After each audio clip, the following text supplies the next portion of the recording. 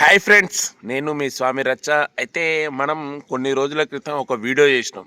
ఒక lady constable Andhra Pradesh అంటే కాకినాడ నుంచి అక్కడ వెళ్తుంటే రద్దీ ట్రాఫిక్ జామ్ అవుతుంటే డ్యూటీ అయిపోయిన తర్వాత ఒక లేడీ కానిస్టేబుల్ ఒక బాబుని ఎత్తుకొని అక్కడ మొత్తం ట్రాఫిక్ క్లియర్ చేసింది అనేసి ఒక వీడియో చేసినాం. అప్రిషియేట్ చేసినాం. అప్రిషియేట్ మనమే కాదు, చాలామంది అప్రిషియేట్ చేసిర్రు. తెలంగాణ సిపి గారు సజ్జనర్ గారు చేశారు.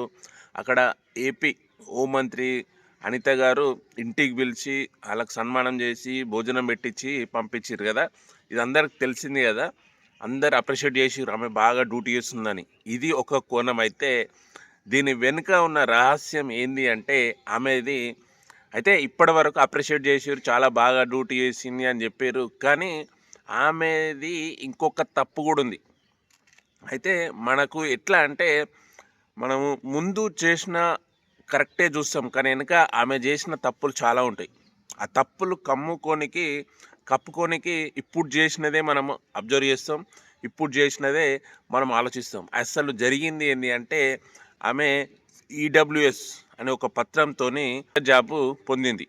అంటే దొంగ పత్రాలు పెట్టి ఆమె టీచర్ జాబు వచ్చింది, ఆమెకు టీచర్ జాబ్ పొందింది. అయితే తర్వాత ఇవన్నీ పరిగణలోకి తీసుకున్న తర్వాత ఆమె దొంగ సర్టిఫికెట్లు పెట్టింది అనేసి పోలీసులు వాళ్ళైతే అబ్జర్వ్ చేయడం జరిగింది. అయితే దీంట్లో ఆమె జయలక్ష్మి, ఆమె AP constable, women constable Jayalakshmi, and వాళ్ళ భర్త కూడా తాతారావు అంటేనే ఆయన కూడా కానిస్టేబులే. అయితే వీళ్ళు టీచర్ పోస్టు జాబ్ సాధించాలి అనే ఉద్దేశంతో వాళ్ళు దొంగ పత్రాలు పెట్టి వాళ్ళు టీచర్ జాబ్ అయితే పొందడం అయితే జరిగింది. తర్వాత వాళ్ళు చేసిన తప్పును పోలీస్ వాళ్ళు అధికారులు పరిగణలోకి తీసుకొని అబ్జర్వ్ చేసి ఆమె టీచర్ జాబ్ను కూడా సస్పెండ్ చేయడం అయితే జరిగింది. అయితే సస్పెండ్ చేసి ఇప్పటికీ 3-4 మంత్స్ అవుతుంది. అయితే ఆ 3-4 మంత్స్ తర్వాత ఇది ఒక ట్రాఫిక్ వీడియో, అంటే ట్రాఫిక్ అక్కడ స్ట్రక్ అయిపోయింది.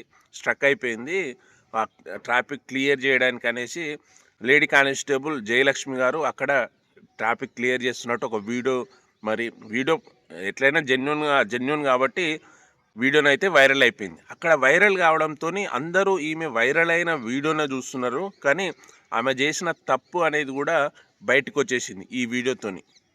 ఇప్పుడు మరి ఎట్లా ఆమెను ఈ జాబ్ కూడా ఉంటుందా పోతుందా అనేది సస్పెన్స్లో ఉంది. అయితే ఆల్రెడీ ఆమె పైన ఒక కేసు అయితే బుక్ అయిపోతుంది. ఎందుకంటే ఇన్ని రోజులు ఇప్పుడు కాకినాడ ట్రాఫిక్ ఇష్యూస్ నుంచి ఆమె వైరల్ అయిపోయింది. వైరల్ అయిన తర్వాత ఆమె చేసిన తప్పు కూడా బయటకు వచ్చేసింది. అంటే మనము చేసిన తప్పును చూడము, కానీ ముందున్న మంచితనాన్ని చూస్తాం.